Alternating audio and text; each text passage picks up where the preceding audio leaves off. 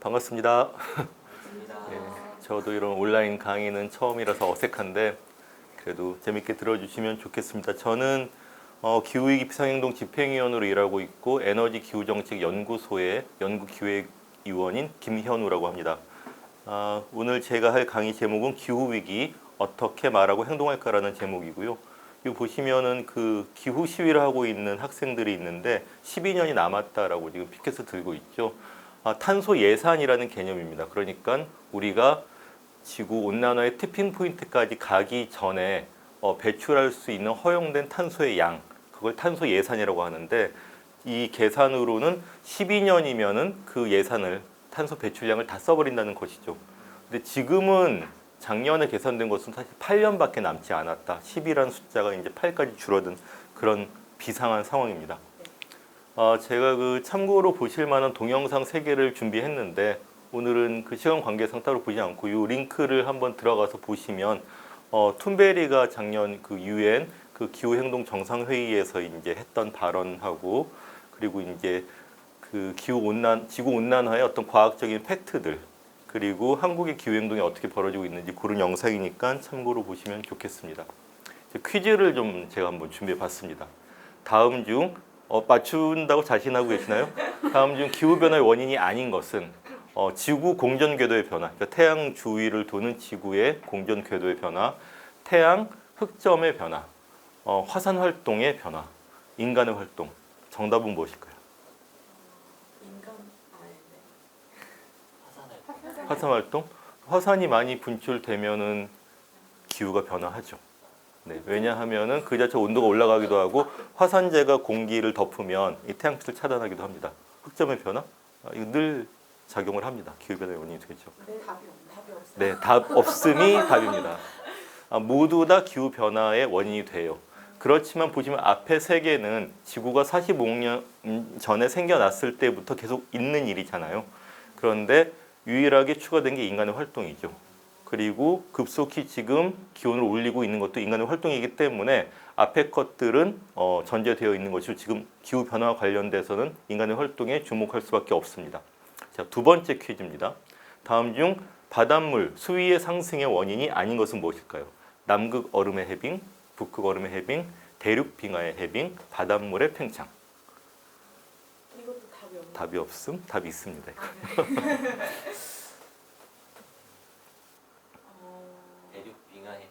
대륙 빙하 해빙은 해수면 상승의 원인이 되죠.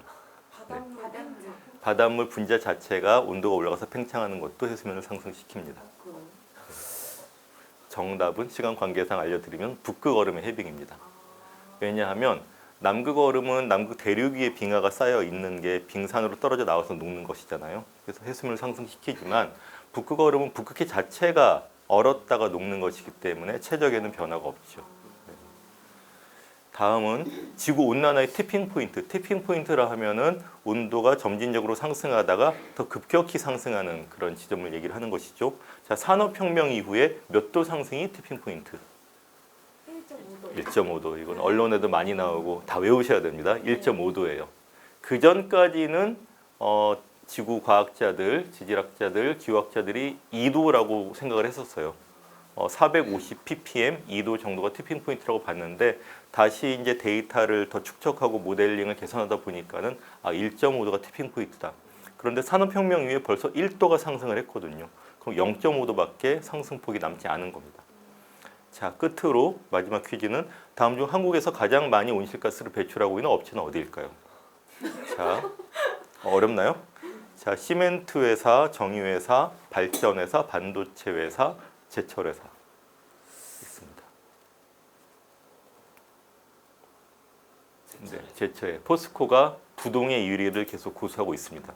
근데 그 제철 과정에서 그 에너지가 많이 들어가기도 하지만 이 코크스를 이 공정에서 투입을 하거든요. 코크스 자체가 탄소 덩어리이기 때문에 굉장히 많이 그 온실가스를 배출을 하죠. 근데 거꾸로 말하면 이런 다 배출 업체들이 조금은 온실가스 배출을 줄여도 사실은 큰 효과를 발휘할 수 있는 것이고 오히려 지금 여러분들은 굉장히 착한 분들이라서 텀블러도 준비하고 그러셨는데 텀블러와 멀티탭이 굉장히 개인 실천으로 중요하긴 하지만 전체 온실가스 배출 추이를 바꾸기에는 너무 미미합니다. 이런 큰 업체들이 제도적으로 또는 자발적으로 온실가스 감축을 하는 게 훨씬 의미가 있죠. 자, 좀 이론적인 얘기를 잠깐만 해볼게요. 그 온도는 계속 변해왔습니다. 네, 그 제일 낮은 게 빙하기, 높은 게 간빙기겠죠. 왔다 갔다 하는데 한 10도 정도 계속 변해왔거든요. 그런데 몇만 년 간격을 두고 그런데 가장 최근 1만 년 전부터 온도가 일정하게 정온화가 됐어요. 그래서 현생 인류는 15만 년 전 정도의 지구상에 나타났는데 현생 인류는 여러분 우리랑 똑같습니다. 두개골 용적하고 신체 구조 똑같아요.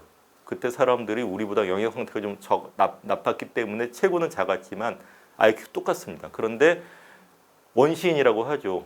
이 동굴에 살면서 수렵 채집 생활했잖아요. 머리가 나빠서가 아니었어요. 기후 때문입니다.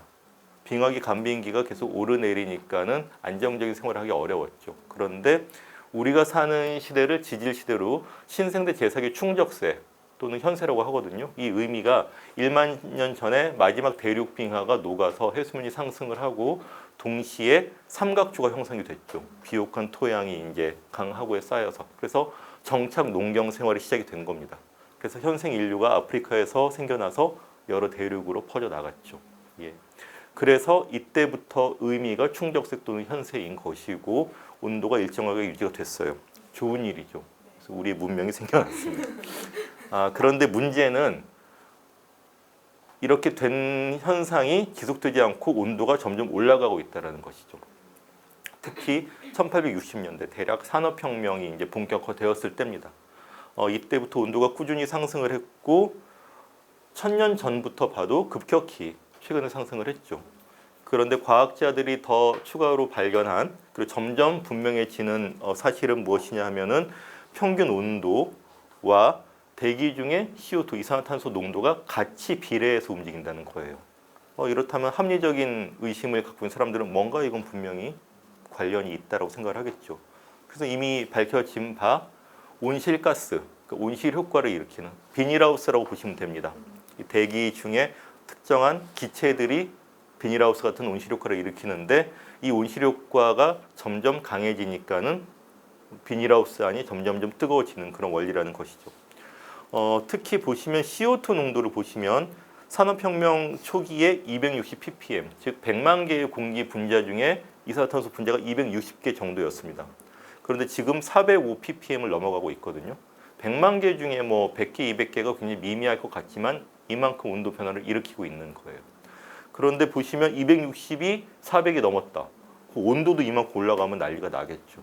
그만큼 급격하게 온도가 올라가고 있을 뿐더러 이렇게 올라간 CO2 농도만큼의 온도 상승이 예고되고 있다는 게 문제죠.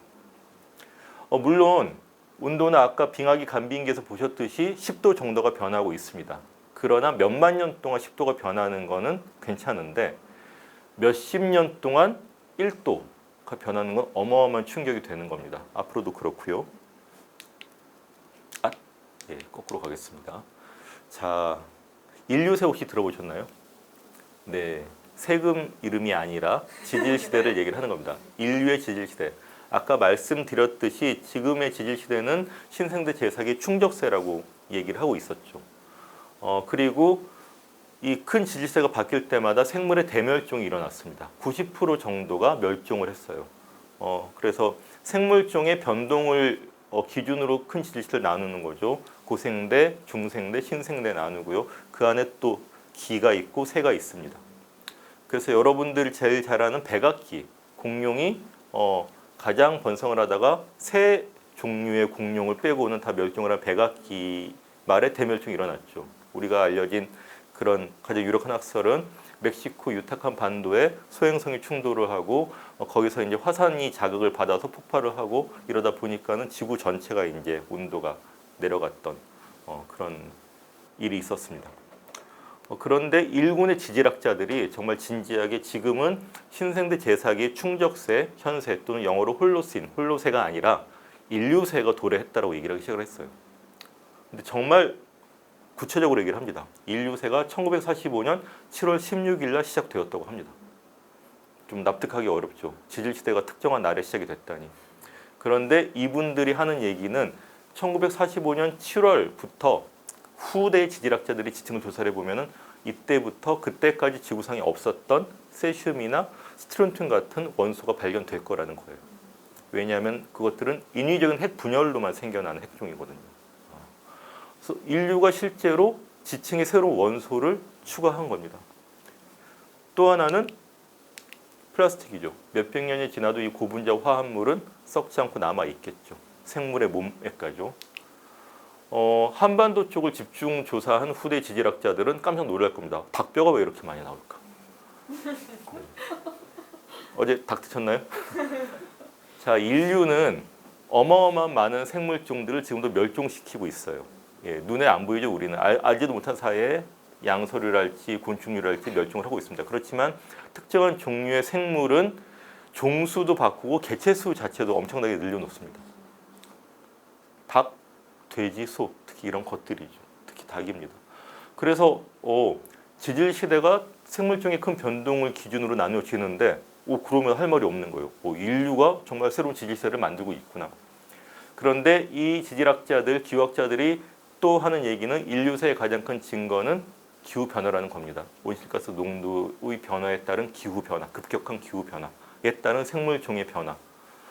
그래서 5번의 대멸종이 있었지만 기후 변화 때문에 6종의 대멸종이 일어날 수 있다.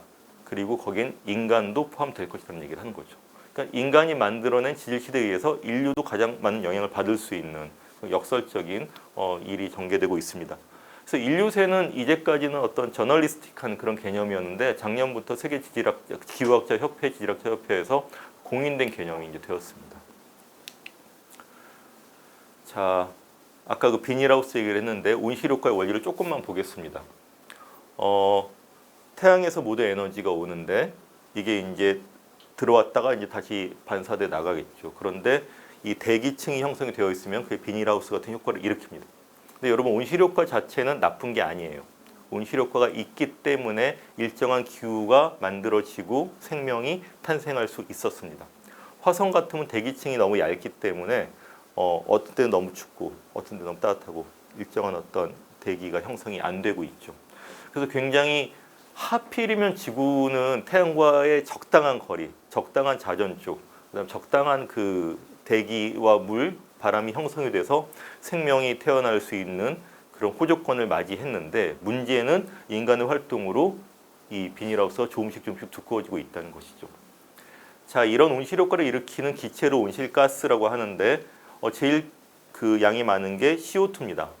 화석연료 사용으로 인한 것이죠. 석탄하고 석유는 주성분이 탄소 C니까 연소로 하면 CO2가 되겠죠.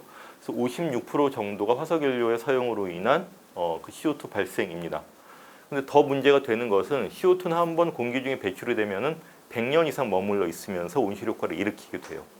그래서 사실 인간이 오늘 갑자기 다 없어진다 하더라도 이미 인간이 배출한 CO2는 앞으로 100년 이상 온실효과를 일으키게 됩니다. 그다음 여러 가지 그 온실가스가 있는데 그 중에 많은 게 메탄입니다. 메탄은 동식물이 썩을 때도 나오고 똥에서도 나오죠. 그리고 소 같은 반추동물이 방귀를 뀌거나 되새김질을 할 때도 배출이 됩니다. 그래서 육류 소비가 실제로 화석연료도 많이 쓰고 에너지도 많이 쓰지만 특히 소 사육이 메탄 발생에 큰 영향을 미칩니다. 그래서 여러분 돼지고기와 소고기와 닭고기가 있으면은 실제로 소고기를 먹는 게 온실효과를 훨씬 많이 일으킵니다. 만약에 소고기를 먹을 것을 대체육, 즉 콩 단백질이나 이런 고기를 대체를 하면 온실가스 배출은 해당 분야에서 20분의 1 정도로 줄어들게 됩니다. 네.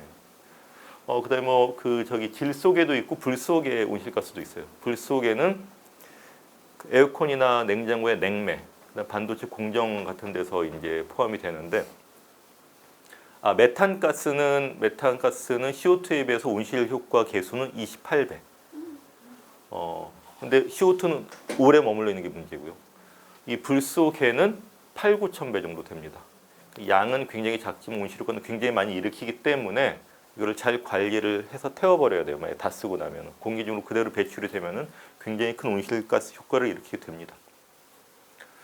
근데 보시면은 여러 가지 그 온실가스 배출원들이 있지만은 공통점은 다 인간의 산업 활동으로 그 전에 없던 것들이죠.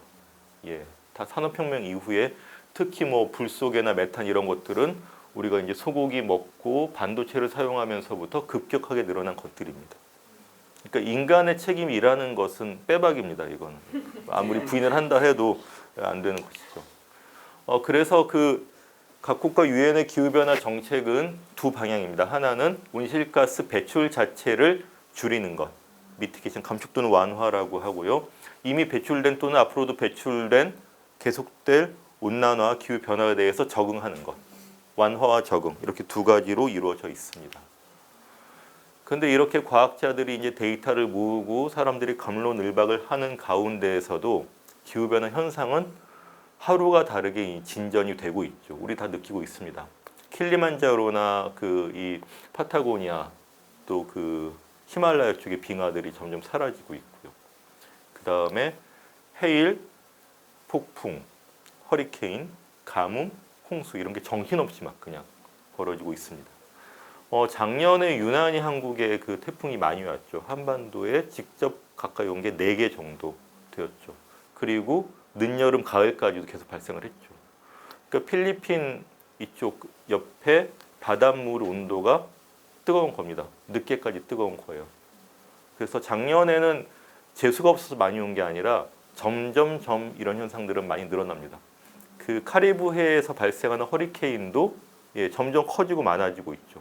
그 허리케인이 플로리다까지 가서 끝나는 게 아니라 이제 뉴욕 계속 생명을 유지하면서 세력을 유지하면서 올라가고 있죠. 그게 점점 빈번해질 겁니다. 그런데 저는 기후변화는 실제로 어떻게 다가오는가, 어떻게 체험되는가를 제일 잘 보여주는 영화가 인터스텔라 같아요. 이거를 계속 좀 보여드리는데 인터스텔라의 영화 설정 자체가 기후 변화 때문에 이제 다른 은하계의 식민지를 만들려고 하는 그런 스토리이기도 하지만 이 영화 첫 장면에 보시면 기억나시나요? 이렇게 이게 다 옥수수밭이죠. 지평선 끝까지 옥수수밭이 있습니다. 왜 그러냐 하면은 북미에서 가뭄하고 병충해 때문에 밀을 재배할 수가 없게 되니까 옥수수로 다 이제 바꾼 거죠. 또 하나는 야구 경기를 하는데 이렇게 모래 폭풍이 갑자기 이렇게 슥슥슥 밀려옵니다. 그래서 이게 말하자면은 우리가 일상이라고 생각했던 것, 어떤 정상적인 패턴이라고 생각했던 생활이 더 이상 가능하지 않게 되는 그런 게 기후 변화입니다. 그래서 갑자기 지구가 꽁꽁 얼어붙거나 확 불타는 게 아니라 매일매일 예기치 못한 또는 예상한 그런 것들이 계속 밀려오는 게 기후 변화예요. 그래서 이렇게 되면은 우리가 식생활도 이제 예컨대 슈퍼에 가면 어떤 물건이 늘 있으려는 법이 없습니다. 그리고 스포츠 경기나 학교가 제대로 개학을 하리라는 보장도 없어요. 생각나시죠? 마치 코로나19 상황과 같은 겁니다. 근데 우리는 코로나19가 갑자기 오고 지금 정신이 없는데 이런 게 1년, 10년, 20년 동안 계속 이어지는 게 기후변화의 시대이고 미래가 아니라 아프리카나 남태평양 섬나라나 이런 데는 이미 겪고 있는 일인 거죠. 그게 전 지구로 확대가 된다고 보시면 되겠습니다. 준전시 상황, 비일상의 어떤 상황들을 우리가 맞닥뜨려야 된다는 겁니다. 한반도는 특히 전 세계가 0.9도, 1도 올랐을 때 1.4도 정도 상승을 했습니다. 온실가스 많이 배출을 했고 산업화 도시화를 너무 열심히 한 거예요. 한국은. 그래서 여러분도 잘 아시는 애국가 2절 가사가 이제 바뀌어야 합니다. 남산 위에 저 소나무 철갑을 두른 듯. 이제 소나무가 남산에서 사라지고 참나무, 수종으로 이제 천이가 되겠죠. 네. 전국으로 보면은 지금 아열대 기후화가 이미 진행이 됐습니다. 예전에는 한반도에서 사과의 최적 재배지 하면 대구였습니다.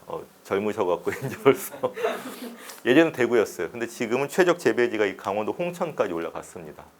뭐 장수 사과 이런 게 지금도 맛인데 그거는 이제 이 고냉지 산 쪽에 과수원이 있는 데들이죠. 사과는 겨울에 추워야지 이 열매를 맺거든요.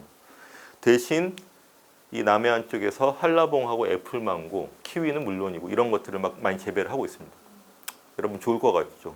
싼 가격에 맛있는 열대 과일을 슈퍼에서 만날 수가 있게 되었어요. 그러나 되던 게 안 되는 것들이 생겨납니다. 벼농사 조건도 이제 점점 악화되고요. 뭐 그 대구는 잠깐 많아지지만 명태가 사라진 지 오래됐죠 이미.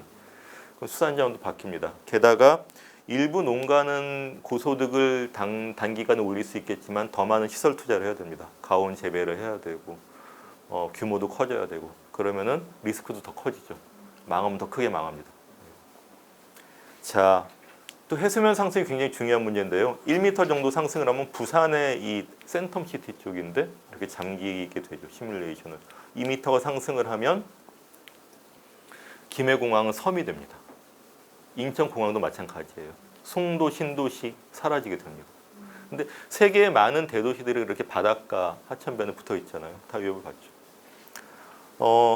한라산의 구상나무 이 항공사진인데 이제 하얗게 말라가고 있습니다. 봄, 가을에 수분이 부족해서. 그러니까 한반도에서 기후 멸종 종 1호로 기록될 수도 있습니다. 구상나무는 세계적으로 자연 상태에서 구상나무 군락이 별로 없거든요. 예. 그리고 미세먼지인데 여러분 미세먼지는 중국발 하시는데 중국에서 생겨나고 날라오죠. 한국에서도 생겨나고 날라옵니다. 오히려 중국에서 생성되는 것들은 조금씩이라도 적어지고 있어요. 근데 문제는 대기 정체거든요. 그러니까 바람이 안 부는 게 며칠 계속 되니까는 중국에서도 생성되고 한국에서 생성된 것들이 증폭이 돼서 머물러 있는 게 문제입니다. 이게 고농도 미세먼지가 그래서 문제인데 이런 대기 정체 현상도 지구 온난화 때문에 더 많이 일어나는 겁니다. 네네. 이게 이 성층권하고 아래 사이 온도 차이가 표현하니까는 바람이 안 부는 거예요. 네. 그래서 모든 건 기후 변화랑 연결되어 있다. 중국 탓은 좀 줄이시고 정말 이 문제의 원인이 무엇이고 어떻게 해결할 건지를 좀 생각을 해봐야 됩니다. 자, 산업혁명 이후에 지구온난화는 끊임없이 일어나고 있었고 좀 심해지긴 했지만 왜 갑자기 요즘 난리냐? 갑자기 난리가 실제로 났습니다. 2019년에 옥스포드 사전하고 콜린스 사전에 기후위기, 기후파업이라는 게 정식으로 등재가 됐어요. 그 다음에 그레타 툰베리가 타임지 표지를 장식하면서 우리 집 불타고 있다는 메시지를 전했죠. 최근에 지구 온난화와 기후 격변이 빈발한 것은 사실인데 이 툰베리가 말하자면 그 자루 속에 그 송곳처럼 불쑥 삐져나와서 우리한테 이 심각성을 알리는 역할을 한 것은 분명한 것 같아요. 좀 고마워해 드리고요. 물 한 모금 마시고.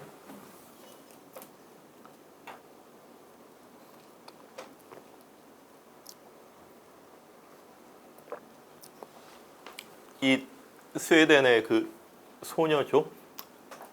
근데 이 소녀가 야스퍼거 증후군이라는 거를 앓고 있다고 표현하면 안 되고 예전에는 자폐증으로도 분류를 했는데 지금은 그렇게 보지 않습니다. 의학계에서는 다른 사람보다 특정한 문제에 대해서 굉장히 이제 집중적으로 파고들고 평소에는 말이 없는 편인데 자기가 이런 얘기를 꼭 해야 됐다고 생각을 하면은 남이 듣던 말던 계속 전달을 하고자 하는 그런. 그러니까는 야스퍼거 증후군이 없는 사람에 비해서 특정하게 발달을 한 그런 걸로 보면 됩니다. 그래서 뭐 옛날 탄광부가 이제 카나리아를 데리고 들어가서 이제 유독가스를 알리게 했듯이 우리한테는 다른 인류 툰베리를 제외한 우리한테는 카나리아 같은 존재일 수도 있을 것 같아요. 근데 이 툰베리가 어느 날 갑자기 우울해졌습니다. 내가 학교에서 배우고 읽고 들은 걸로 치면은 기후변화는 굉장히 심각하게 다가오고 있고 내 미래는 너무 암울한데 왜 정부와 사회에서는 아무것도 하지 않는가. 너무 우울해져서 이제 빵이겠죠? 스웨덴이니까. 빵을 안 먹고 이제 있다가 그러다가 어느 날 이래서는 안 되겠다 해서 작은 피켓을 기후를 위한 학교 파업, 학교 결석이라는 피켓을 만들어서 스웨덴 의회 앞에서 금요일마다 학교를 빠지고 이제 시위를 시작을 했습니다. 그래서 사람들이 한국 같으면은 학생은 학교에서 공부나 할 것이지 그냥 많이 이랬을 텐데 다행히 많은 사람이 얘기를 들어주고 그래서 여러 나라로 이제 기후 행동이 퍼져 나가게 됐고요. 그게 굉장히 큰 작용을 한 것 같습니다. 근데 실제로 작년하고 올해 굉장하게 기후 격변을 체감하게 하는 일들이 있었습니다. 작년 서유럽에는 섭씨 40도, 42도까지 이제 고온 현상이 지속이 됐죠. 호주 산불입니다. 이 마을을 완전히 이제 뒤덮고 있는데 산불은 늘 그러니까 12월 호주로 치면은 겨울에 늘 일어났지만 가뭄이 워낙 심하다 보니까는 꺼지지 않고 점점점 커졌던 그런 경험이 있습니다. 남극의 온도가 20도까지 올라가서 이제 뽀송뽀송해야 될 펭귄 새끼들이 진흙탕에 뒹굴고 있는 그런 사진도 전해졌고요. 바이러스입니다.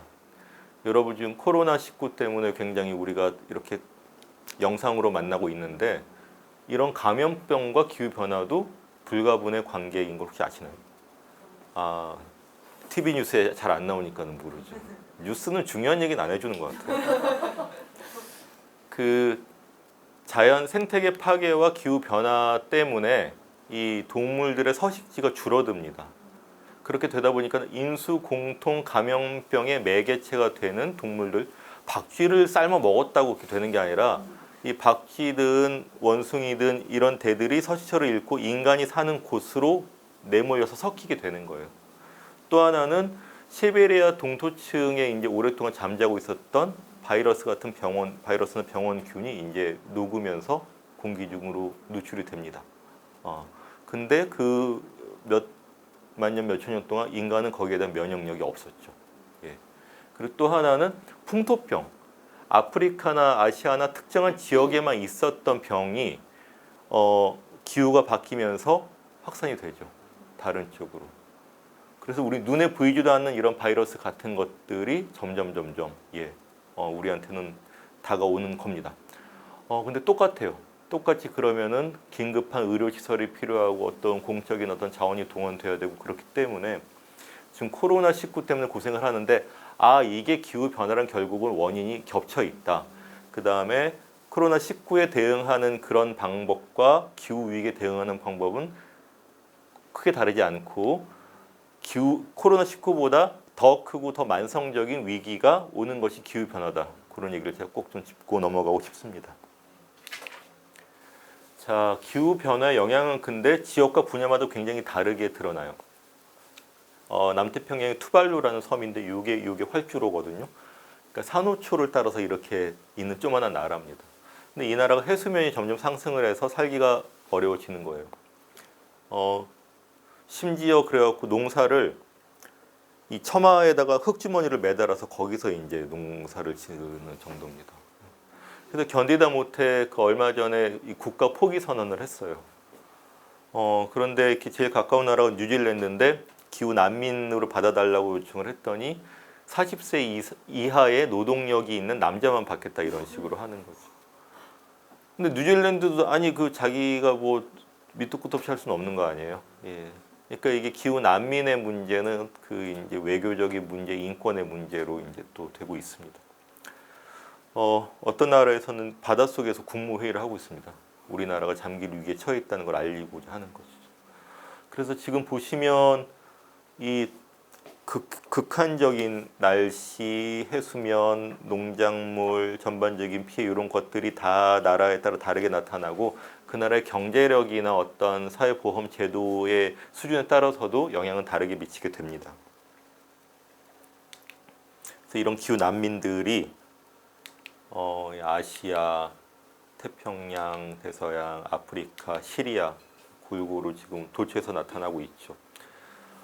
시리아 정치적 난민뿐만 아니라 기후 난민입니다. 본질적으로. 일설에 의하면 가나안 에덴 동산 헷갈리네요. 그 배경이 원래는 시리아라고 합니다.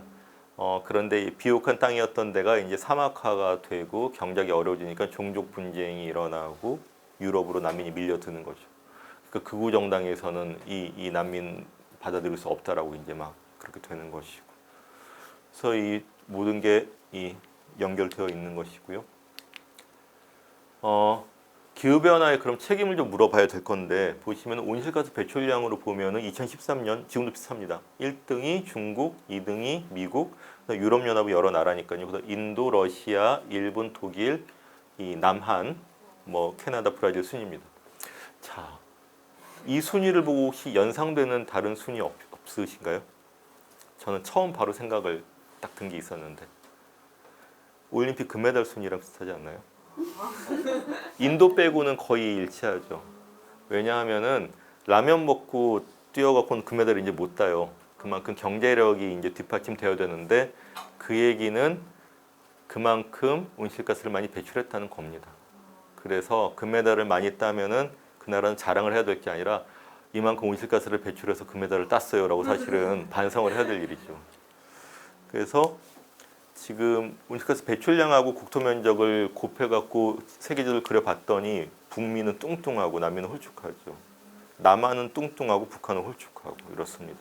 아까 바닷물에 가라앉고 있는 투발루 같은 나라들은 나타나지도 않아요. 책임은 정말 이 겨자씨만큼도 없는데 피해는 가장 많이 보고 있죠. 그래서 책임과 불평등의 그런 문제들이 있기 때문에 이건 기후 정의, 에너지 정의의 문제입니다. 이게 그 코펜하겐 유엔 기후변화 총회였나요? 이때 한국 그 작가가 설치 미술을 잠깐 한 거예요. 이때 원래 이런 거는 못하게 돼 있는데 한 30초 동안 하는 거는 이제 묵인을 해줍니다. 그럼 미리 이런 거 할 거예요라고 기자들한테 알려놓고 딱 해서 사진 찍고 이제 딱 걷는 거죠. 어쨌든 이 그림의 의미는 이 큰 똥이 이제까지 선진국들이 배출한 온실가스 그거를 치워야 되는 뱁새는 개도국, 기후 취약국들이죠. 코펜하겐 총회 때는 그 인어공주상 옆에 잠깐 그 조각을 설치했는데 이것도 이 부유한 나라들을 이제 업고 있는 빼짝 마른 가난한 나라들. 그래서 기후 부유한 나라들이 클라이밋 데트 그러니까 당신의 기후 부채를 지불해야 된다. 이제까지 산업화를 하고 경제 성장을 하고 온실가스를 많이 배출한 게 자랑이 아니라 당신들이 부채를 지고 있는 거다. 그 돈을 이제 내놔야 된다라는 캠페인도 하고 있죠. 물 한 잔 더 먹고요.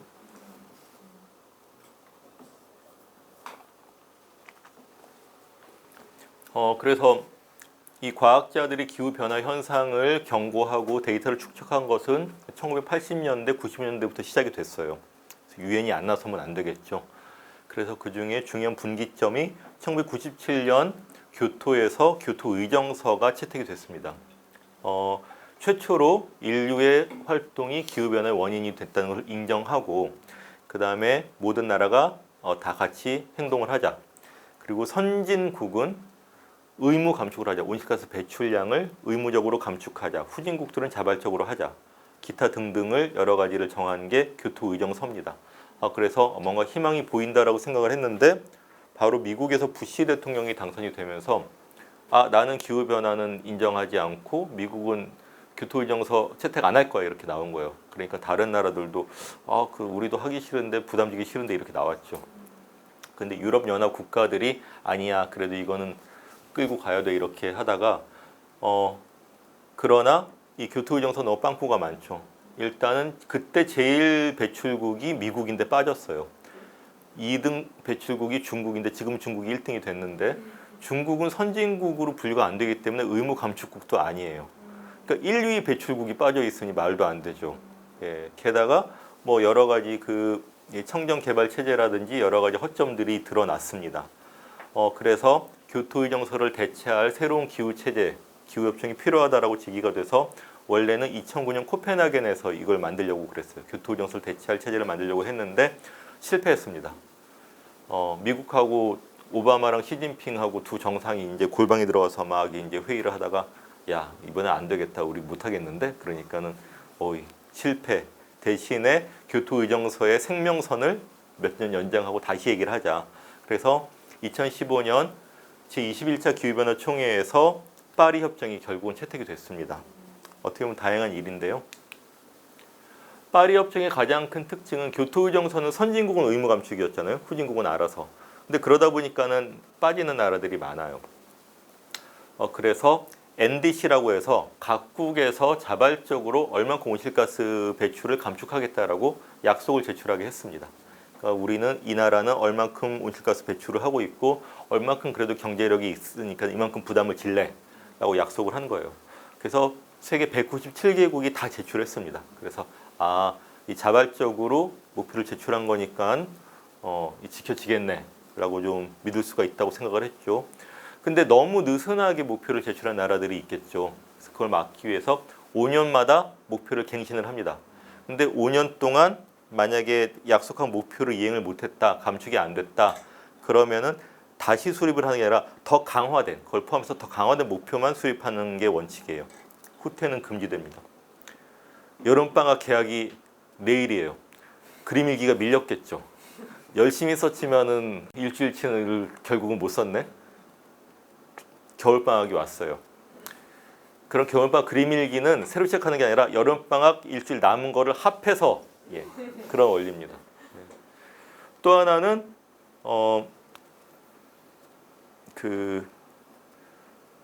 요 문구가 이렇게 되어 있습니다. 어떤 뭘 강조하냐면 온난화를 2도 훨씬 아래로, 그 다음에 가급적 1.5도 아래로 온도 상승을 저지하는 거를 목표로 한다, 이렇게 되어 있습니다. 근데 좀 이상해요. 2도하고 1.5도가 둘 다 목표 수치인 거예요. 이거는 말하자면 기말고사가 이제 얼마 안 남았는데 선생님이 너는 몇 점이 목표니? 라고 물었어요. 학생은 예, 저는 70점이 목표지만 가급적 80점을 또 목표로 하겠습니다. 이렇게 얘기해요. 선생님은 화가 나죠. 너는 태도가 그래서 되겠냐? 두 번째는 70점과 80점 목표는 전략이 다르죠. 예, 기출 문제를 풀 건지 아니면은 이 암기형 과목을 치중을 할 건지, 다른데 두 가지 목표가 다 있습니다. 왜 이렇게 됐냐 하면 티핑 포인트는 1.5도라는 게 이미 알려져 있어요. 그래서 기후 취약국들은 1.5도를 명시하자라고 강력히 주장을 했죠. 그런데 미국하고 사우디 같은 나라들에서 아유, 우리 1.5도는 택도 없어요. 우리는 그렇게 하면 합의 못 해줍니다. 이렇게 나오니까 두 숫자를 다 넣은 거예요. 대신에 2도와 1.5도의 온도 상승 때 차이가 어떤지, 그 다음에 1.5도로 상승을 억제할 수 있는 방법이 있는지를 UN이 IPCC, 그러니까 기후 변화에 관한 다 정부 간 패널, 즉 기후학자들의 조직한테 용역을 줬습니다. 보고서를 만들어 두도록. 그게 1.5도 지구 온난화에 관한 특별 보고서. 좀 이따 말씀드릴게요. 이런 것들이 돼 있고, 또 하나는 만약에 이 NDC를 목표를 이행을 못했다, 그럼 어떻게 될 것 같으세요? 욕을 먹습니다. 욕만 먹고 끝이에요. 예. 아무런 법적 구속력이 문구상 존재하지 않습니다. 굉장히 그거 자체가 빵꾸죠. 그러나 교토의정서를 대체할 새로운 체제는 여하튼 필요했고, 이렇게라도 해야지 각국이 다 들어올 수 있으니까는 이렇게 좀 느슨하게 문구를 만들어서 결론을 내린 게 파리 협정입니다. 근데 나중에 평가를 해보니까 이래요. NDC를 제출한 걸 다 합해봤더니 1.5도는커녕 2.6도 내지 3.2도 상승이 예상이 되는 거예요.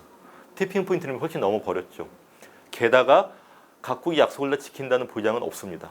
욕을 먹을 생각을 하고 약속을 못 지킨 나라들도 생기겠죠. 예. 게다가 파리 협정 직후에 트럼프가 당선이 됐죠. 그래서 미국은 파리 협정 비준 안 할래 이렇게 돼버린 거예요. 근데 다행히 바로 탈출이란다. 바로 빠져나올 수가 없습니다. 이 4년이 걸려요. 예. 그래서 올해 11월에 미국에서 이제 대통령 선거가 있는데, 사실 트럼프가 재선이 되느냐 마느냐에 따라서 미국이 이 파리 협정 안에 다시 잔류를 하느냐, 정말 빠져나가느냐가 결정이 됩니다. 근데 약간 다행인 것은 미국이 굉장히 역할이 큰데 연방 국가이기 때문에 연방 정부는 공식적으로 협상의 안장에 안 들어오지만은 주정부, 캘리포니아, 뉴욕 이런 데랑 미국 기업들, 애플, 구글 이런 데서 우리는 트럼프가 어떻든 간에 우리는 파리 협정을 준수를 노력하고 우리는 우리가 할 수 있는 노력을 할 거예요 라고 참여를 하고 있습니다. 자, 어쨌든 이런 문제들은 있지만 파리 협정을 기준으로, 그걸 기반으로 뭔가를 하는 게 중요합니다. 여기서 중요한 얘기라서 물을 한 잔 더 하겠습니다.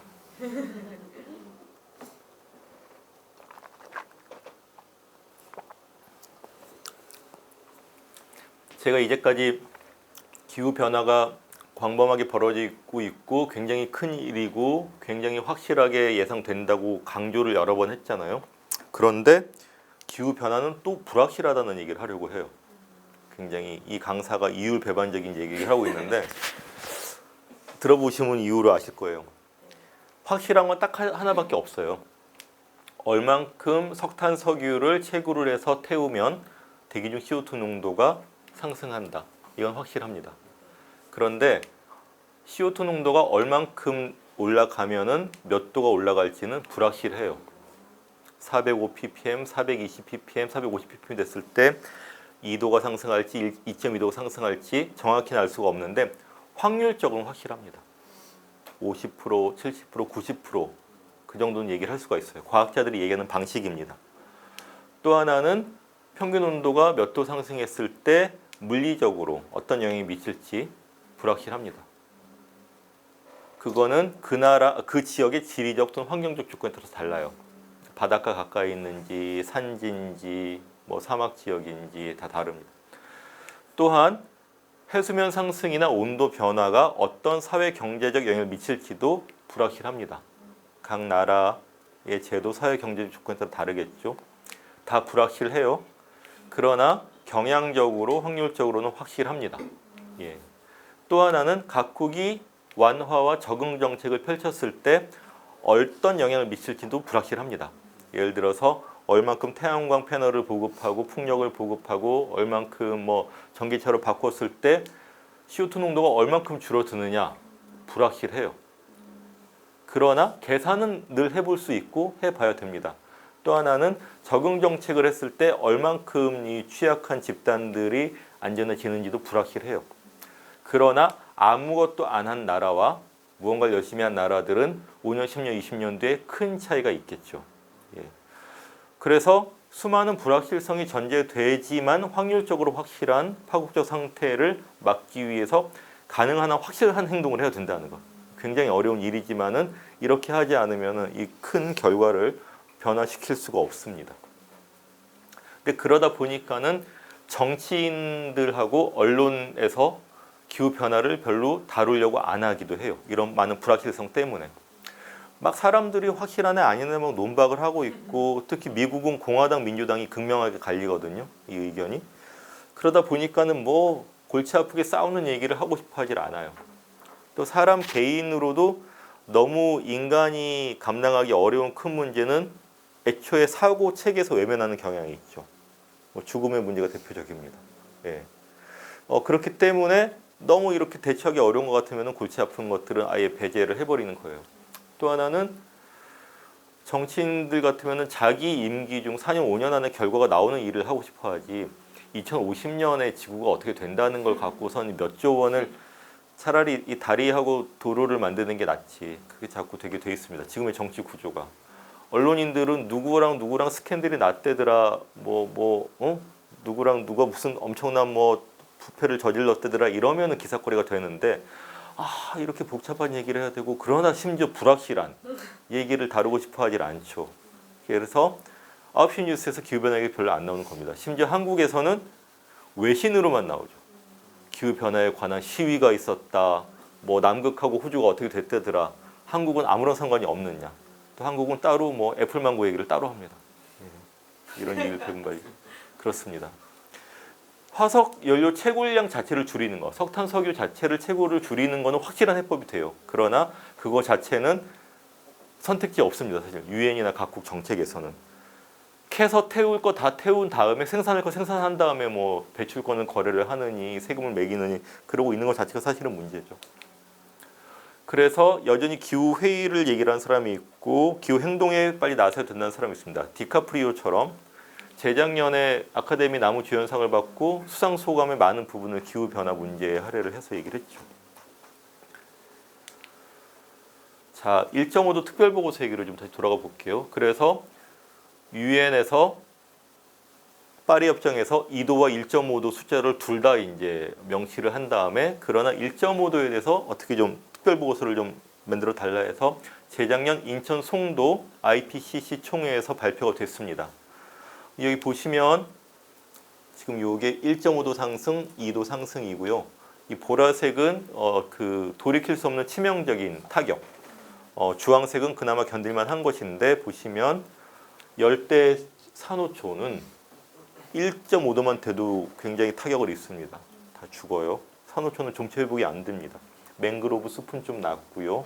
그다음에 작은 물고기랄지 극지방 온도, 그 해일, 그다음에 뭐 작물 수확, 여행 여러 가지 이제 그 범주로서 본 건데 보시면 여기서 중요한 건 1.5도라고 안전한 게 아닙니다. 영향이 없는 게 아니에요. 그러나 2도에 비해서 1,000만 명 정도의 사람이 해수면 상승으로 인한 피해를 덜 할 수 있다. 그리고 이 보라색까지 가는 치명적인 피해가 그래도 1.5도면은 좀 적을 수 있다.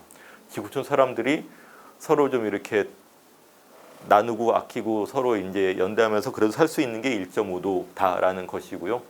또 하나는 1.5도 이상이 올라가면은 티핑 포인트를 넘어갈 수 있다라는 겁니다. 지금 보시면 빙하기, 간빙기 이렇게 지구가 왔다 갔다 하는데 몇만 년 단위로. 근데 이게 피드백 작용이 있어서 이제 균형점을 찾아갑니다, 지구가. 그런데 홀로세 현세에서 인류세로 진전이 되면서 1.5도 이상이 넘어가면은 이 새로운 가속도가 붙어서 지구가 못 들어오고 핫하우스 지구로 굴러 떨어진다는 거예요. 근데 이거는 온실가스뿐만 아니라 CO2뿐만 아니라 추가적인 요소들이 이제 생겨납니다. 예를 들어서 남극하고 북극의 얼음이 태양빛을 반사를 한단 말이에요. 태양 에너지를 반사하는 거울 역할을 했는데 이게 녹으면은 북극 얼음이 있던 자리가 어두운 바닷물로 바뀌겠죠. 오히려 에너지를 흡수를 합니다. 반사를 하는 게 아니라 가속도가 붙겠죠. 그다음에 시베리아 동토층에는 그 이 풀 이런 게 차곡차곡 그 썩지 않고 쌓여 있어요. 얼음. 짧은 여름 동안만 풀이 자라다가 썩지 않고 바로 이제 빙하에 덮이는 거죠. 근데 이게 빙하가 녹으면서 공기 중에 누출이 돼요. 그러면 메탄이 발생을 합니다. CO2에 비해서 온실효과가 28배. 예. 그리고 그 바닷물 자체도 CO2로 용해를 하고 있거든요. 그런데 이게 이제 조금씩 온도가 올라가면은 사이다가 얼음이 녹으면은 탄산이 확 빠져버리죠. 그것처럼 급격히 CO2 바닷물 속의 CO2가 풀려나게 됩니다. 그러면은 이제까지 기후학자의 모델링은 CO2나 메탄 기존에 있던 요소들을 갖고서 내서 점진적으로 올라갈 거라고 생각을 했는데 기존의 모델링에 없던 요소들이 추가가 되는 거예요. 그러면 1.5도가 넘어서면은 인간이 알 수 없는 그런 몇 도가 올라갈지, 3도가 올라갈지, 4도가 올라갈지 그렇게 된다라는 겁니다. 그게 티핑 포인트의 의미고요. 그래서 IPCC 1.5도 특별 보고서는 두 가지입니다. 하나는 그걸 막기 위해서는 이게 지금이에요. 1.5도 상승에서 조금 올라가다가 다시 떨어지는 1.5도로 그 평형 상태로 유지할 수 있어야 한다는 것이고 안 그러면 이렇게 간다는 겁니다. 근데 그러려면은 온실가스 배출을 지금을 정점으로 해서 급격히 줄어들어야 된다는 거예요. 2050년에는 화석연료 연소로 인한 배출가스는 제로까지 가야 된다는 겁니다. 배출 제로라고 해요. 이렇게 돼야 되는 겁니다. 그래서 탄소 예산은 10년 정도밖에 남지 않았다. 또는 8년. 그래서 2050년까지 배출 제로를 이루기 위해서 급격한 배출 감축 산업 전환이 요청이 된다는 겁니다. 자, 가능할 것 같으세요? 이러려면 전 지구적으로 매년 5%, 10%그 이상 이제 그 탄소 배출을 급격히 줄여 나가야 됩니다. 영국이나 유럽 같으면 지난 10년 동안 20%, 10% 정도 실제로 온실가스 배출을 감축을 했어요. 절대량으로. 근데 그런 나라들을 보면 9시 뉴스에 맨날 기후변화 얘기가 나옵니다. 그 다음에 이 수상하고 정당들이 국회에서 기후변화 얘기를 맨날 해요. 입법하고 예산 얘기를 합니다. 한국은 9시 뉴스에 외신 빼고는 안 나오죠. JTBC 뉴스룸에서도 기후위기에 대해서 한 발도 들어가질 않습니다. 국회에서도 내일 모레가 선거인데 거의 안 다뤄지고 있죠. 총선도 얘기가 없죠. 한국 이게 변화가 굉장히 어려운데 한국이 한 해의 온실가스 배출을 지금 매년 2% 정도씩 늘고 있거든요. 근데 온실가스 배출이 한 해에 14% 줄었던 적이 있어요. 언제 같으십니까? 이건 생각해 보면 알 수 있는데. 예, IMF 위기 때 그랬어요. IMF 구제금융 1998년 때 14%가 줄었고 그때 경제 성장률이 마이너스 5.1%였어요. 근데 그때는 기억하시겠지만은 엄청나게 경제가 타격을 입고 사람들이 실업자가 되고 자살을 하고 이렇게 힘든 시기를 우리가 후유증이 몇 년이 지나고 지금까지 사실 IMF 세대들 힘들어하고 있잖아요. 근데 그렇게 매년 그런 타격을 우리가 과연 감수할 수 있을 것인가? 그렇게 하지 않으려면 뭔가 비상할 준비를 하고 지금 당장 행동에 나서야 되겠죠. 코로나19 여파로 지금 중국이 전년 동기 온실가스 배출이 25% 정도 줄었다고 합니다. 한국도 지금 급격히 줄 수가 있어요. 그러나 이런 식으로 줄 수가 계속 줄일 수 있겠는가? 예. 어쨌든 그렇습니다. 되게 어려운 질문을 일단 던져놓고 이제 넘어갈게요. 자,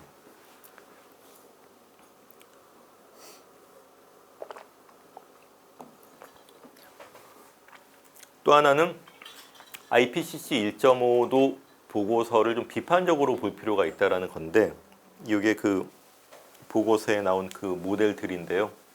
4가지 모델이 나왔습니다. 근데 그 온실가스가 올라가다가 이렇게 줄어드는 건데 이 노란 거는 BCCS라고 해서 바이오 에너지와 CCS를 결합시키는 겁니다.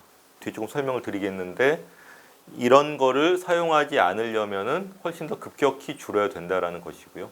여러 가지 모델들이 있습니다. 근데 여기서 핵발전도 언급이 되고 있어요. 핵발전이 P1에서도 2010년 대비 30년에 59%, 2050년에 150% 정도 핵발전을 늘리는 걸로 모델링이 되어 있습니다. 그래서 이 보고서가 나왔을 때 그 핵발전을 찬성하는 그 사람들이나 그 업체에서는 와 신난다. 기후변화 대응하고 온실가스 줄이려면 핵발전 해야 되는데 IPCC도 그랬어 이렇게 막 했는데 사실 잘 따져봐야 되는 것이요. 핵발전은 저렴하지 않습니다. 다른 모든 에너지원들이 상대적으로는 지금 비싸지만은 지난 몇십 년 동안 계속 단가가 싸게 됐죠. 태양광이든 풍력이든 지열이든. 근데 유일하게 핵발전은 비용이 더 비싸지고 있습니다. 왜냐하면 더 많은 방호장치, 더 많은 그 비상발전기, 더 많은 그 모니터링 시스템이 필요하기 때문이에요. 그래서 건설 단가 자체가 핵발전 뺀 그 발전 그 원보다 더 비싸졌어요. 2005년부터 비싸졌습니다. 그리고 핵발전이 온실가스 배출을 안 하는 게 아닙니다. 발전할 때 핵분열 때는 없지만은 우라늄을 채굴 정년 농축하고 발전소 짓고 운영하고 폐기물 처리하고 다 화석 연료가 들어가고 온실가스가 나옵니다. 물론 석탄보다 가스보다 많이 적죠. 근데 더 큰 문제는 너무 느려요. 2050년 배출 제로를 위해서는 정말 그 상점 벽해를 만들도록 우후죽순처럼 재생에너지를 늘리든지 해야 되는데 핵발전소는 하나 만드는데 15년 잡거든요. 부지 선정하고 협상하고 설계하고 시공하고 이제 인허가 받으려면 전 세계에 440개 정도 핵발전소가 있는데 1년에 한두 개 늘어나기도 어렵습니다. 중국하고 인도 정도 중동 국가 다 합쳐서도 그래요. 근데 이 정도로 하려면 뭐 한 달이나 일주일에 핵발전소 하나씩 늘어나야지 석탄 발전소를 커버할 수 있는데 속도로도 그 경쟁이 안 되는 거죠. 그래서 IPCC 아까 그 보고서의 그 요약본에는 그런 시나리오가 있는데 본 보고서에는 이런 부분이 있습니다. 풍력, 태양광, 바이오에너지, 그 전기 스토리지, 그 다음에 그 탄소 포집 저장, 핵발전 이렇게 에너지원들을 해놓고선 현실성을 평가를 한 거예요. 경제적, 기술적, 사회적, 수용성, 환경적, 지질학적 했더니 진한 색깔이 유리한 거거든요. 풍력, 태양광은 다 유리하죠. 오히려 핵발전이 제일 안 좋아요. 지질학적인 거 말고는 다 안 좋습니다. 경제성도 떨어져, 사회적 수용성 떨어져. 그러니까는 IPCC는 좀 모순적인 얘기를 하고 있는 거예요. 이렇게 1.5도 에너지로 저지를 하려면은 핵발전이 필요한데 핵발전은 현실성이 없어요. 이렇게 얘기를 하는 거죠. 그래서 이 보고서 발표한 기자회견장에서 그 질문을 했어요. IPC 그 저기 책임자한테. 그러면은 핵발전을 늘려야 된다라는 뜻이냐 했더니 대답이 그건 아니고 어떤 에너지원을 선택할지는 각국 정부가 정책적으로 판단할 문제입니다. 좀 비겁하죠. 그런데 IPCC는 과학자들의 집단이기 때문에 유엔이 그렇게 모델링을 만들어 달라고 했으면은 뭐 요소를 짜맞춰서 한 것일 수도 있어요. 그래서 그 IPCC의 한계일 수도 있는데 실상은 이렇다라는 것이고요. 그래서 근데 왜 그러면은 핵발전을 모델링에 넣냐? 중국을 생각해서 그렇다는 얘기도 있습니다. 그렇게 많이 핵발전소를 늘릴 수 있고 그것 때문에 온실가스 감축하고 있는 나라는 중국인데 그럼 그거를 이렇게 어떻게 모델에 넣다 보니까 그렇게 된 것이고 한국 얘기는 아니라는 거죠. 근데 한국은 이미 IPCC 권고대로 하더라도 이 앞에서 핵발전을 우리는 이미 25%인데 재생에너지 5%죠. 오히려 핵발전을 줄이고 재생에너지를 한참 늘려야지 이 IPCC 모델에 부합하는 게 될 수가 있습니다. 그 다음에 BCCS 얘기를 조금 말씀드릴게요. 그러니까 바이오에너지 위드 CCS인데 CCS는 탄소 포집 저장입니다.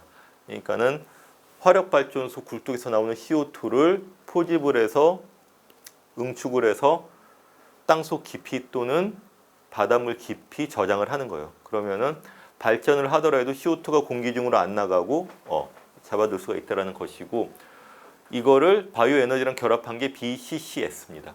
즉 바이오 에너지를 만들 수 있는 빨리 자라는 작물을 키워요. 근데 이 작물은 자라면서 광합성을 하면서 CO2를 흡수하니까는 탄소 중립으로 가정이 됩니다. 그리고 이 바이오 작물로 발전 연료로 삼아서 하는데 이거를 또 CCS를 하면은 이 탄소 배출이 제로가 되거나 오히려 음의 흡수원이라 그래갖고 이 공기 중에 탄소를 줄일 수가 있다라는 게 BCCS의 개념인데, 그러니까 아까 IPCC 모델에 굉장히 중요하게 들어가 있죠. 근데 이것도 될 거냐라는 문제가 있습니다. 일단 자라면서 탄소 중립이냐, 자라다가 쓰러지는 나무, 병드는 나무 뭐 이런 것들이 있을 수 있고요. 바이오 에너지 만들면서도 에너지가 들고요. 이렇게 하다가 탄소 포집을 했는데 심해나 동굴 속에 잡아둔 CO2가 풀려나면은 이거는 오히려 더 망하는 거죠.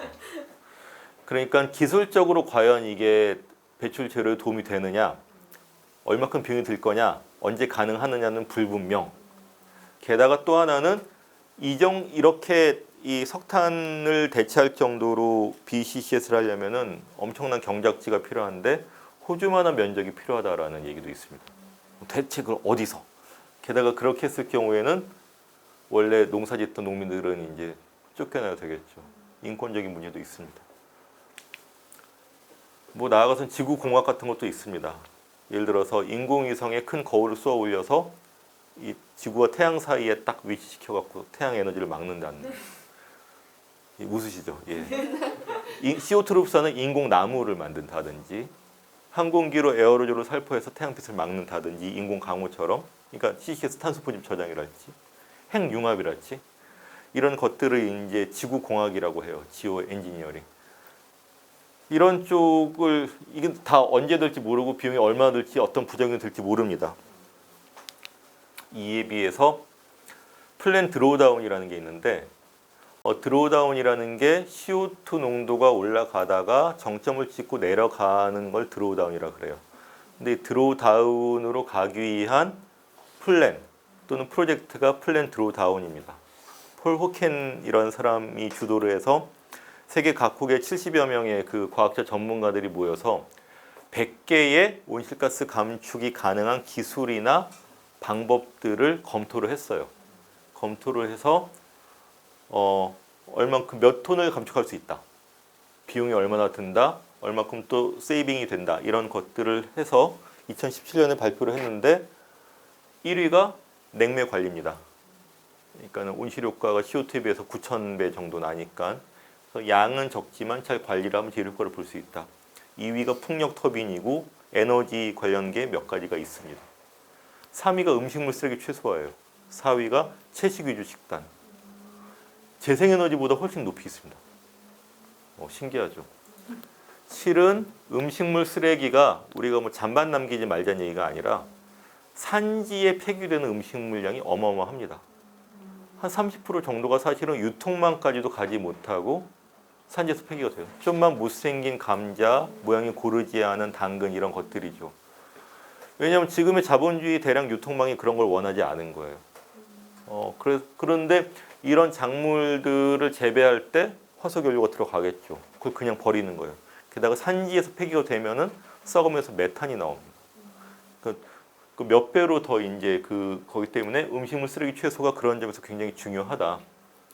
채식 위주 식단은 아까 얘기했듯이 육류를 키우고 가공할 때 에너지가 들어가고 특히 이런 것들에서 100% 채식을 하자는 게 아니라 채식 위주 식단을 하는 게 효과가 있다. 그 다음 뭐 열대림, 여학생 교육, 가족 계획이 있는데 여학생 교육? 왜 여학생 교육이 여기 있을까요?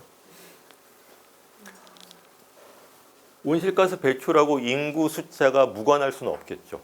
예. 그런데 인구를 강제로 줄이라 그러면 그거는 폭력이죠.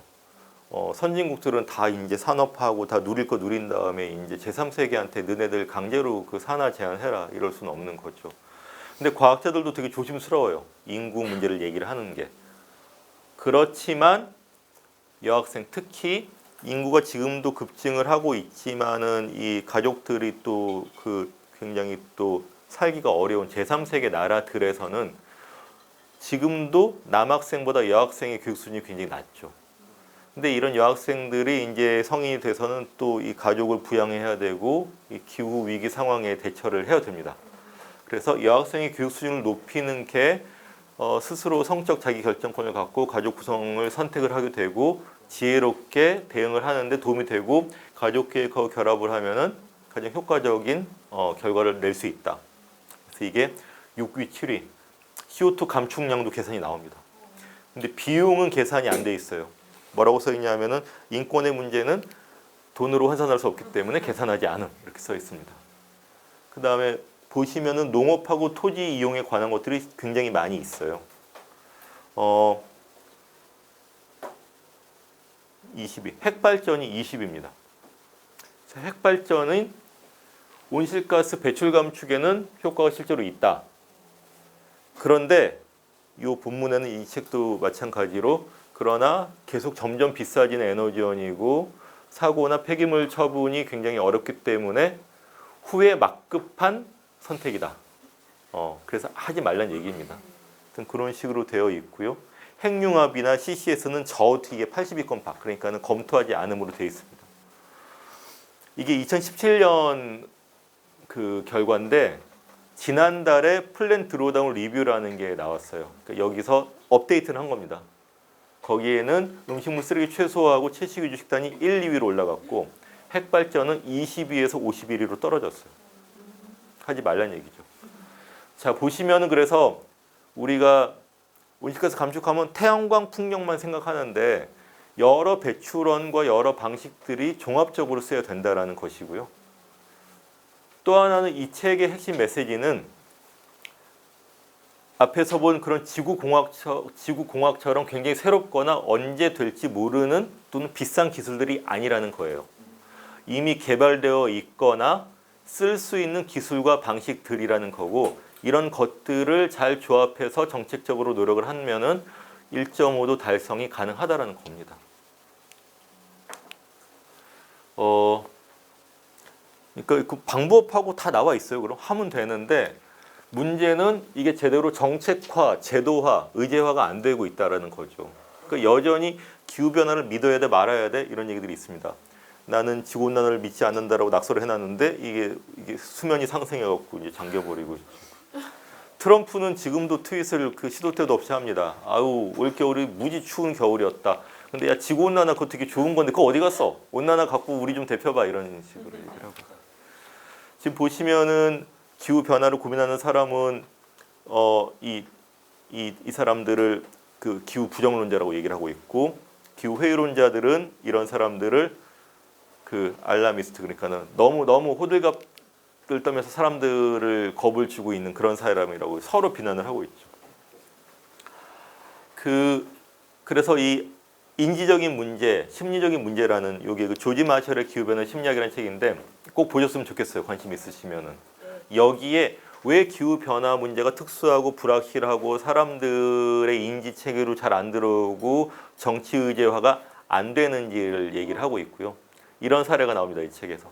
기후변화가 북한 정권이 일으킨 소행이라고 알려진다면 당장 미국 정부와 유엔은 이미 나서서 해결을 했을 텐데.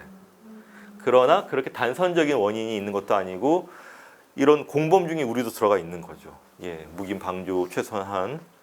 근데 너무 복잡한 게 얽혀 있습니다. 그러나 해야 된다. 이 기후 변화를 느끼고 같이 얘기하고 조금씩이라도 바꿔낼 수 있는 신념의 공동체를 만들고 키워나가야 된다라고 이 사람은 얘기를 합니다. 그래서 더 많아지는 기후 행동들이 벌어지고 있죠. 유엔하고 정부의 대응을 이제 믿지 못했다라는 겁니다. 그래서 450ppm이 아니라 350ppm으로 온실가스 감축을 줄여야 된다라는 350.org라는 미국 단체고요. 영국의 멸종저항이라는 단체인데, 그러니까는 멸종저항이라는 의미 단체 이름이 6번째 대멸종, 기후 변화로 야기될 6번째 대멸종을 실존적으로 저항하겠다라는 뜻입니다. 그래서 영국의 자연사 박물관에서 드러놓은 시위를 하고 있어요. 되게 딱딱딱 이미지가 그럴 듯하죠. 멸종을. 이 옆이 바로 서대문 자연사 박물관인데 너무 좀 좁고 외진데 있어갖고 이게 좀 안 맞을 것 같기도 한데. 멸종장은 일부러 사람들한테 이거를 좀 불편하게 해서라도 알려야 된다 해서 갖고 런던에서 이제 이 그 출근 시간에 그냥 일부러 차량 통행을 막고 막 사람들한테 욕을 먹더라도 이렇게 하는 그런 걸 하고 있고요. 독일의 엔데 겔렌데라는 단체인데 독일은 노천 탄광이 많거든요. 그 채굴 단계에서부터 막아야 된다. 예, 석탄 채굴을 막아야 된다는 것이고 아까 얘기했던 툰베리의 기후를 위한 학교 파업, 학교 휴업, 결석 시위 이런 행동들입니다.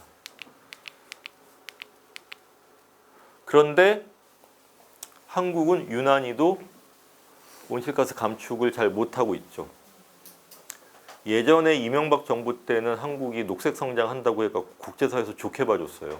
실상은 4대강 사업하고 이런 거였지만 그래서 뭐 한국은 얼리버드다, 얼리무버, 선진국과 후진국의 가교 역할 막 이렇게 해서 우리는 자발적으로 감축 목표 뭐 할게 뭐 이러니까는 뭐 사람들이 외국에서 되게 좋게 봐줬는데 이제는 국제사회의 매의 눈을 이제 피해갈 수가 없습니다. 딱 보니까 한국이 온실가스 감축 잘 안 하고 있는데 한국이 NDC로 제출한 게 녹색 배출 증가 대비 BAU라고 합니다. 배출 증가 대비 37%를 줄이는 게 목표였어요. 근데 빨간 선이 실제 배출량입니다. 줄기 시작해졌는데 오히려 증가세를 따라잡고 있죠. 작년에 배출량이 1년에 7억 톤을 넘어섰습니다. 그런데 IPCC 1.5도 보고서대로 가려면은 이렇게 줄거나 이렇게 줄어야 되는 거예요. 한국처럼 가면은 세계 온도는 4도 상승할 거라고 해서. 그래갖고 클라이밋 액션 트래커라는 국제 단체에서 한국은 기후 악당 국가로 꼽았어요. 실제로 세계 각국의 기후 대응 지수라는 걸 평가한 걸 보면은 62개국을 평가했는데 한국이 58입니다. 세계 올림픽에서 금메달 10위라고 자랑할 게 아니에요. 실제로는 62개국 중에 58위 차지하고 있습니다. 그 중에서도 아까 말씀드렸듯이 포스코랑 발전회사, 그 다음에 시멘트회사, 제철회사, 삼성전자 이런 데들이 국내 상위 10개 업체에서 배출한 온실가스가 전체 배출량의 절반을 차지하고 있습니다. 예. 그래서 한국에서도 기후위기 비상행동이 만들어져서 작년에 9월 23일 날 유엔 기후행동 정상회의가 있었고 툰베리가도 연설을 했는데 그때 서울, 뭐 부산 등등에서 이제 5,000명 넘게 행동이 나섰고 세계적으로는 700만 명이 나섰습니다. 호주의 멜번, 시드니, 뭐 독일 베를린 이런 데서는 뭐 10만 명 넘게 이제 몰려 나올 정도였죠. 한국은 아직 정부가 너무 미진하다 보니까는 우리 이렇게 기후 정의 행동이라고 하겠죠. 기후 정의 행동도 그런지 아니면 기후 정의 행동이 아직 행동을 너무 작게 해서 정부가 말을 안 듣고 있는 건지. 그래서 둘 다 아직은 너무 미진합니다. 또 하나 얘기를 해야 될 건 이렇게 급격히 에너지 전환을 해야 되고 산업 전환을 해야 되고 배출량을 줄여야 되는데 그러려면은 노동자와 지역 사회에 피해가 있을 수가 있겠죠. 아까 IMF 얘기도 했고 코로나19 얘기도 했는데 그러면은 석탄, 석유 이후에 뭐 태양광이든 전기차든지 일자리는 있을 수가 있습니다. 그러나 그게 이렇게 예쁜 모양으로만 될 것이냐? 이 녹색 용단을 펼치는 건 좋은데 깔아뭉개지는 자동차와 이제 이런 도시들이 있겠죠. 이 두 사람은 우리 자신일 수도 있습니다. 그래서 이런 전환의 어떤 프로그램이 필요한데 그 중 하나가 돌파구가 되는 게 그린 뉴딜입니다. 지금 미국 대선 중인 민주당 후보들은 대부분 그린 뉴딜을 얘기를 하고 있어요. 실은 그 전에 오바마 대통령 때도 그린 뉴딜 얘기가 있었습니다. 뉴딜은 원래 그 대공황하고 2차 대전 때 그 루즈벨트 대통령이 이 경기도 이제 진작을 하면서 이제 이 지역하고 이렇게 노동자들의 이 삶도 향상시키기 위해서 했던 게 뉴딜이었죠. 그래갖고 대규모 그 건설 프로젝트를 하면서 또 임금도 올려주고 사회보장도 해주고 이런 큰 거래였습니다. 트럼프가 딜 얘기를 하죠. not good deal, great deal, 뭐 bad deal 이렇게 딜 얘기를 하는데 그런 큰 사업, 큰 거래를 딜이라고 하죠. 그런데 이런 2차 대전 때의 그 뉴딜을 응용을 해서 그린 뉴딜, 그러니까는 온실가스도 감축을 하면서 일자리 창출하면서 사회 불평등도 해소를 하고 그러려면은 재생에너지, 대중교통, 건물에너지 효율화 같은 데에 막대한 자금을 투여를 해서 그 산업을 키우면서 거기 일자리를 늘리고 거기에 취약계층을 취업시키고 이런 일련의 프로그램들이 그린 뉴딜이 되겠죠. 자,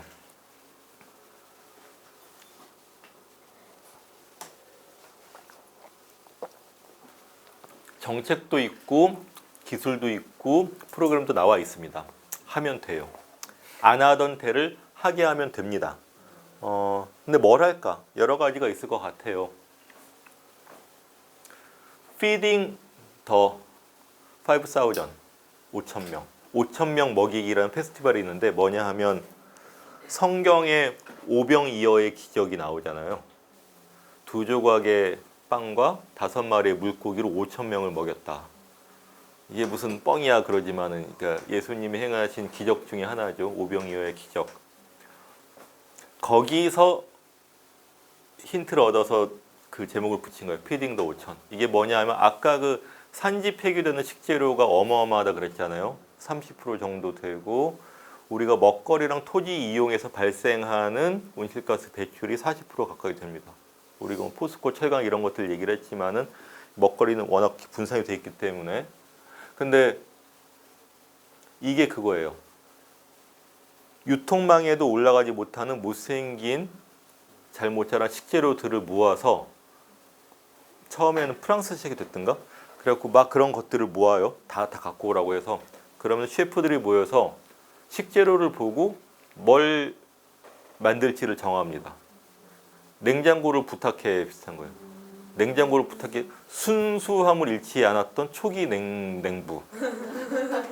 최근에 했던 거는 사실 왜 냉장고에서 뭐 50cm짜리 참돔이 나오고 연예인들이 자기가 전복 요리 먹고 싶으면 미리 냉장고에 전복 넣어놓고 이러는데 냉부 초기에는 진짜 이 냉장고 딱 갖고 와서 있는 것만 갖고서 막 이렇게도 요리가 되네 먹을만하게 되네 이렇게 보여줬잖아요. 그런 미덕이 있었는데 그런 거예요. 그래서 오늘은 뭐 당근하고 시금치가 많네. 그럼 야채 카레를 할까? 이래갖고선 해갖고선 셰프들이 요리를 해서 이제 이거를 공짜로 나눠줍니다. 예, 나눠주고 레시피도 알려주고 교육도 해요. 그래서 식재료에서 온실가스랑 에너지가 어떻게 되고 이렇게 바꿀 필요가 있다. 그래서 뭐 싱가포르 이건 싱가포르 포스터예요. 뉴욕, LA, 뭐 포르투갈, 뭐 스페인 이런 여러 도시들로 확산이 됐어요.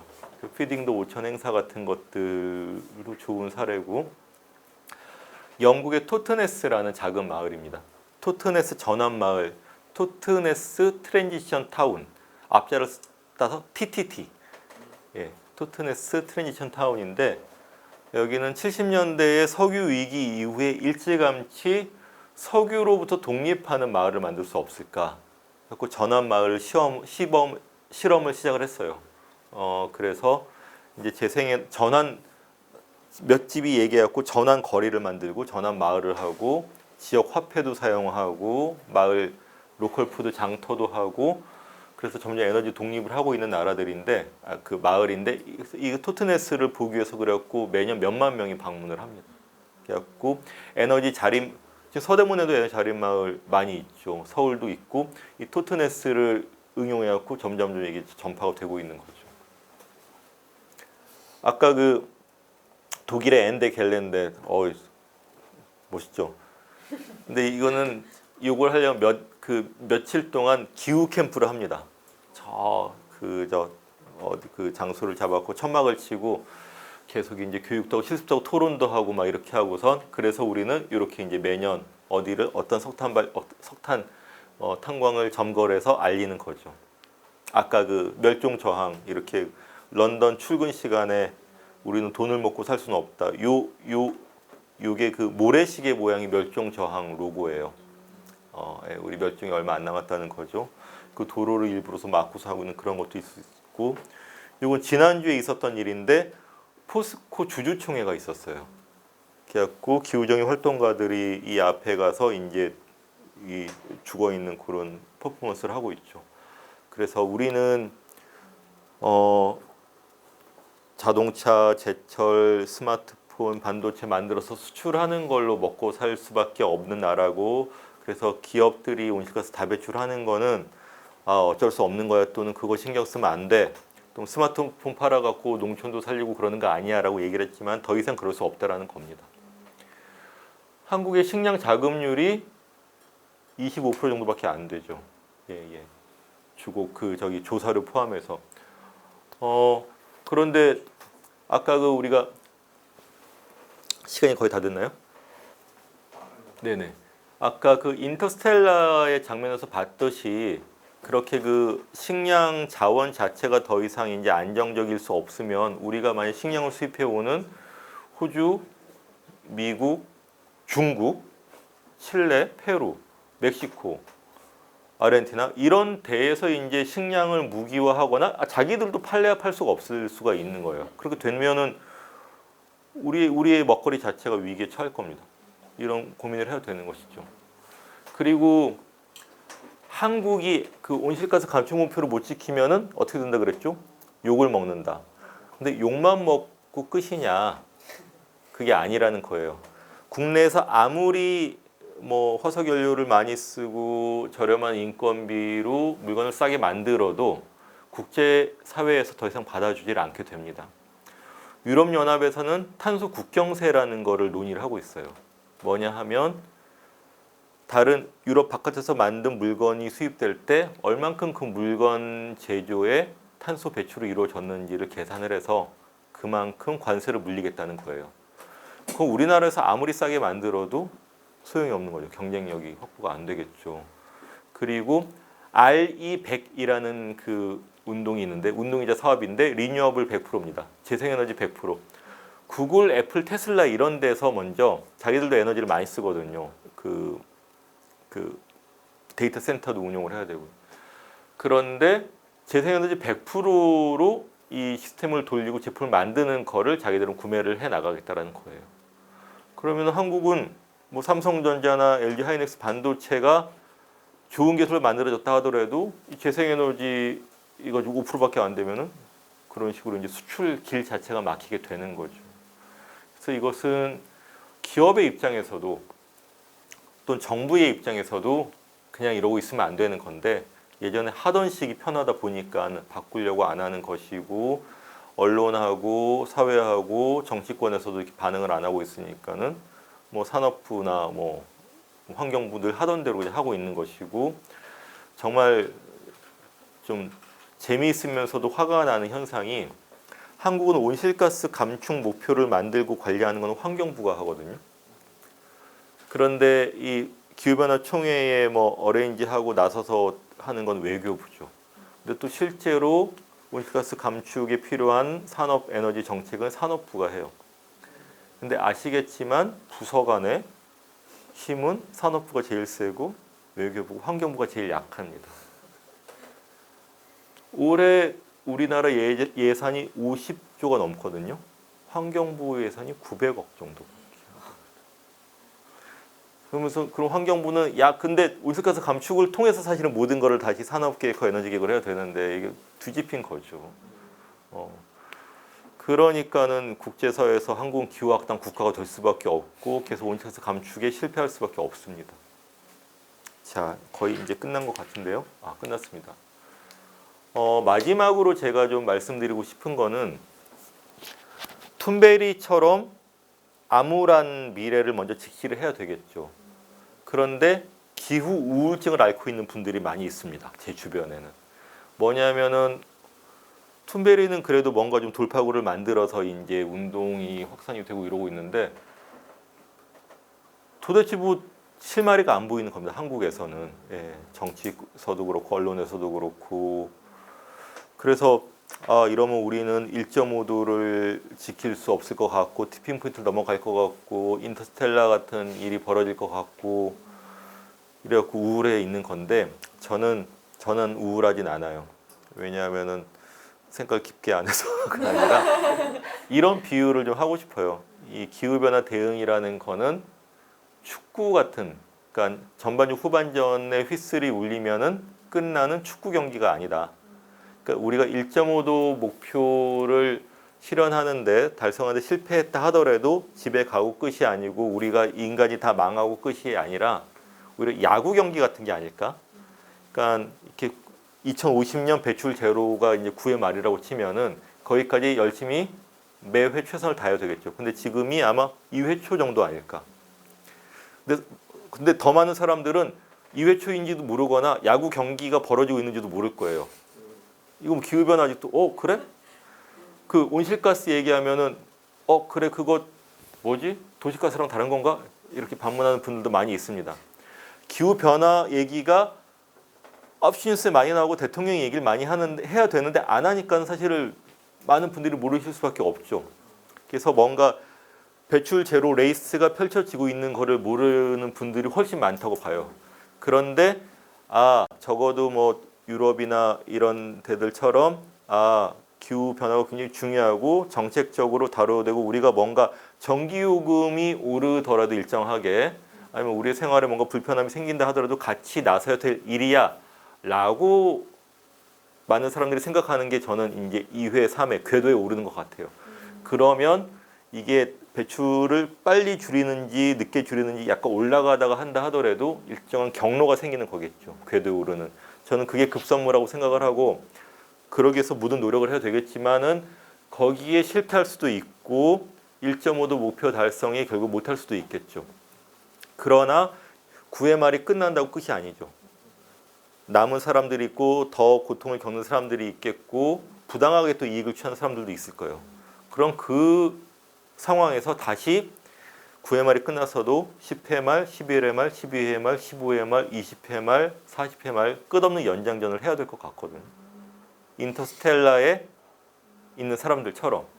그러면은 다시 9회 말은 어떤 의미이고 15회 말은 어떤 의미이고 1.5도는 어떤 의미이고 우리가 얘기를 하고 생각을 하고 매회를 대처를 하는 것과 어차피 안 돼. 인간은 망할 수밖에 없어. 이러다 안 돼. 다 망해버려라. 이렇게 하는 것과는 과정과 결과가 큰 차이가 있겠죠. 그래서 궤도에 저는 오르고 많은 사람들이 공감을 얻고 정치권이 행정부와 국회가 나서면 그 다음에는 A로 갈래, A-로 갈래, B로 갈래, B-로 갈래 이라는 이해가 가능할 것 같습니다. 근데 0이냐 1이냐, A냐 Z냐 기후변화가 있는 건데 없는 건데 이런 식으로 하면 한 발도 전진하지 못하고 우리는 이제 정말 핫하우스 지구로 그냥 굴러떨어지고 말겠죠. 이런 얘기를 나누는 게 제일 중요한 시기인 것 같습니다.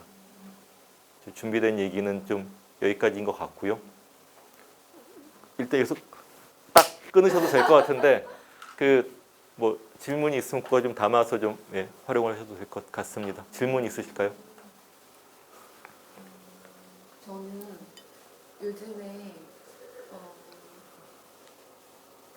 TV에서 농산물이 안 팔려서 네. 이렇게 갈아엎는 농민들이 있잖아요. 그렇죠. 많죠, 강원도 많죠. 같은 경우는 보면 감자도 그래서 네.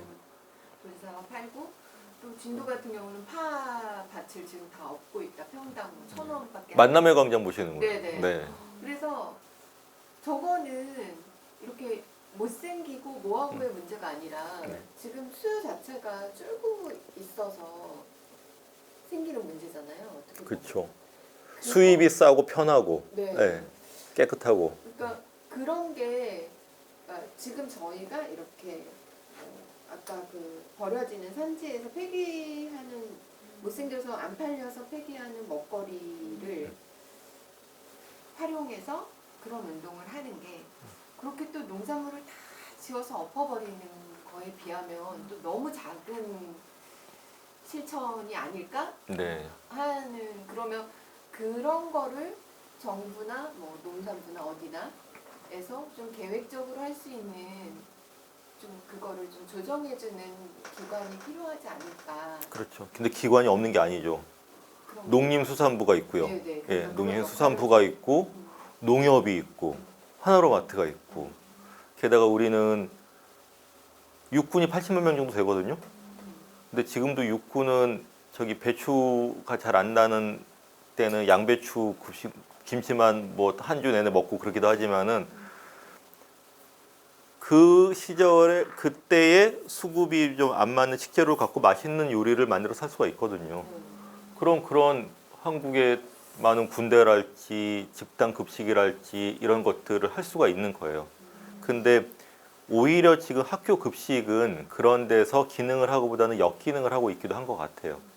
왜냐면 학부모들이 너무 깨끗하고 안전한 것만 이렇게 하라고 하고 해서.